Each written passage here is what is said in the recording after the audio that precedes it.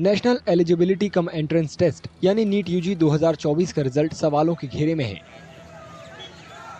कई मेडिकल उम्मीदवार नतीजों से नाखुश हैं। बच्चे कैसे मर रहे हैं? मेरा भी बच्चा इसमें कैसे मर रहे हैं? युवा बच्चे तो परवाह है, सरकार उसकी जिम्मेदारी है। NEET यूजी के नतीजों पर अनियमितताओं और पेपर लीक के आरोप लग रहे हैं। परीक्षा की निष्पक्षता और पास आउट छात्र छात्राओं के ज्यादा अंकों की वजह से कई मेडिकल उम्मीदवार एडमिशन को लेकर परेशान हैं।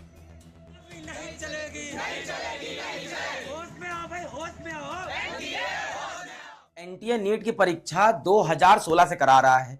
पिछले 8 साल में पहली बार ऐसा हुआ है कि नीट की परीक्षा में 67 बच्चों के 720 में से 720 पूरे अंक आए हैं। पहले ऐसा होता था एक बच्चे के या 2 बच्चे के या मैक्स टू मैक्स 3 बच्चों के 720 में से 720 आते थे। इस बार 67 बच्चों के पूरे नंबर आए।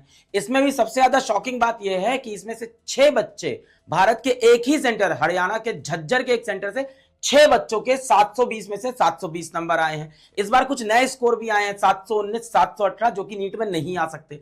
जब एनटीए से इसकी बहुत सफाई मांगी गई तब जाके एनटीए ने यह बताया कि ये इस वजह से हुआ है क्योंकि हमने बहुत सारे बच्चों को ग्रेस नंबर दे दिए हैं अगर उनके सेंटर पे उनके समय का नुकसान हुआ है, पेपर उन्हें देरी से मिला है। ग्रेस देने का प्रावधान नीट की परीक्षा में पहले कहीं नहीं था। एनटीए ने बोला कि हमने 2018 के सुप्रीम कोर्ट के जजमेंट का इस्तेमाल किया है। शिक्षा मंत्रालय ने नीट यूजी 2024 के नतीजों पर विवाद को लेकर सफाई दी। एनटीए के महानिदेशक सुबोध कुमार सिंह ने कहा कि नीट परीक्षा पारदर्शिता के साथ आयोजित की गई। इसके अलावा उन्होंने पेपर लीक के दावों का भी खंडन किया।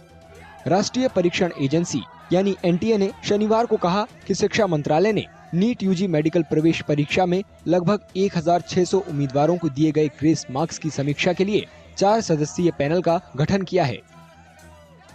Our committee met and they perused all the details of the centers, of the CCTV, and they found that sometimes center-wise there is a different time was lost, and they should be compensated for the marks. And there was a Supreme Court judgment in 2018 in CLAT case कि if there is a this type of grievance कि time loss होता है तो there is a formula and on that basis compensation can be given. So the committee thought कि this is the way we can address the grievances. So during this grievances their marks have been increased.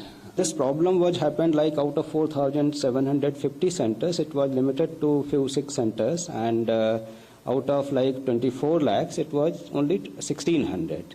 So the integrity etc of this exam throughout the country was not compromised.